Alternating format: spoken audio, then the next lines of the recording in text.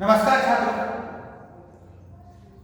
आज मैं आपको कक्षा 8वीं विषय हिंदी में जो दूसरा पाठ है उसका नाम है वारिस कौन और इसके रचना का विवरण। तो छात्रों, इस पाठ का जो नाम है वारिस कौन, इसके बारे में मैंने पूरी तरह से आपको जानकारी दी है। तो इस पाठ पर स्वमत अभिव्यक्ति के लिए कैसे प्रश्न पूछे जाते हैं और उसका उत्तर कैसे लिखना है, इसके बारे में मैं आपको आज जानकारी देता हूं। देखो छात्रों, प्रश्न कैसा पूछा जाता है? बुद्धिमान शासक के शासन में प्रजा सुखी रहती है, इस विषय पर अपने विचार लिखिए। स्वमत अभिव्यक्ति के लिए इस विषय पर ऐसा प्रश्न पूछा जाता है। क्या प्रश्न है?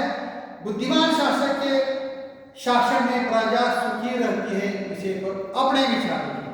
तो छात्रों, इस प्रश्न का उत्तर लिखते समय अपने खुद के विचार इस प्रश्न के आधार पर उसका उत्तर लिखना चाहिए। तो उत्तर कैसे लिखना चाहिए?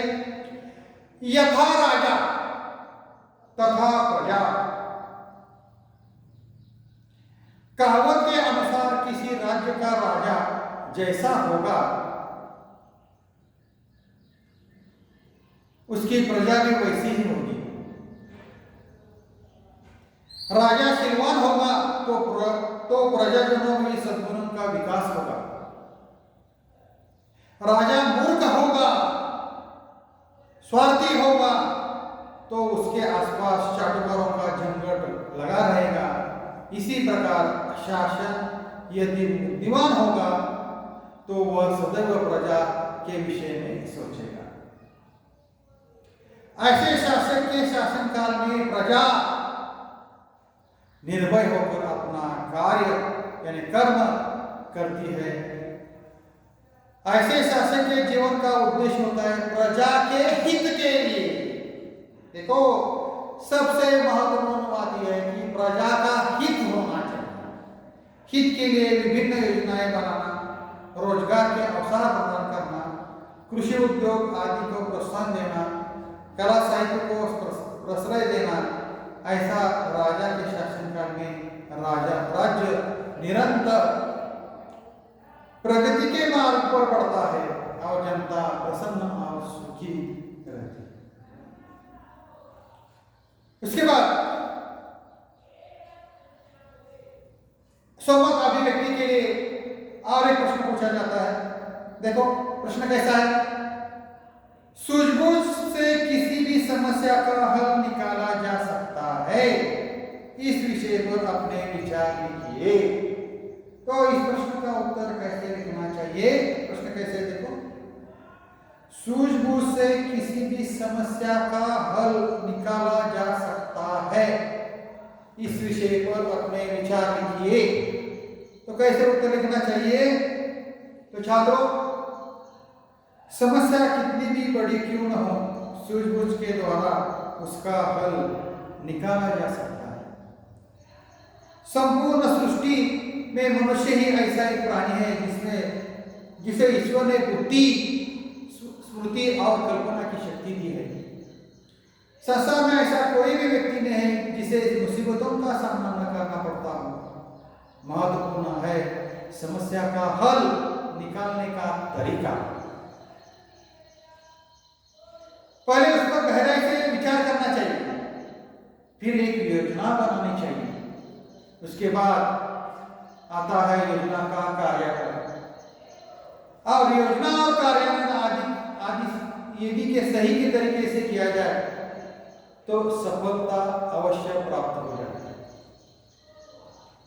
जैसे उदाहरण के तौर पर इस पाठ पे जैसे तीसरी राजकुमार ने किया, पहले गेहूं के 100 दाने को छोटी जगह में बोया, अगली साल बड़े स्थान पर, उसके बाद बड़े स्थान पर, अंत में एक बहुत बड़े खेत में। इस प्रकार अपनी सूझबूझ के बल पर वह राज्य की असली उत्तराधिकार कोशिश करते हैं।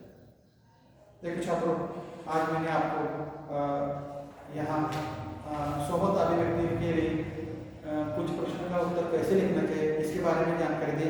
और एक प्रश्न पूछा जाता है, क्षमता अभिव्यक्त केली, तो उसका उत्तर कैसे लिखना चाहिए इसके बारे में आपको जानकारी देता हूँ।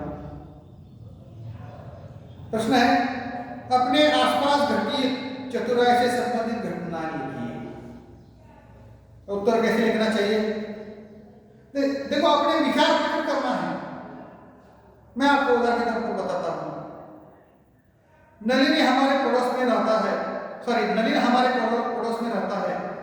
नलिन के पिता डॉक्टर है तथा उसकी माताजी शिक्षिका है। अब एक दिन दोपहर के समय नलिन अपने कमरे में बैठा पढ़ रहा था। उस समय वह घर में अकेला ही था। अचानक उसके रसोई घर में कुछ खटपट की आवाज सुनी। नलिन चौकन्ना हो गया। कॉलोनी में चारों ओर छुटपुट घटनाएं वह सुन चुका था। वह धीरे से उठा और अपने क्रिकेट बैट लेकर दबे कदमों से बाहर आया। नलिन ने खिड़की के कांच पर लोगों की छाया देखी। उसने बिना कोई आहट किए रसोई का दरवाजा बाहर से बंद कर दिया।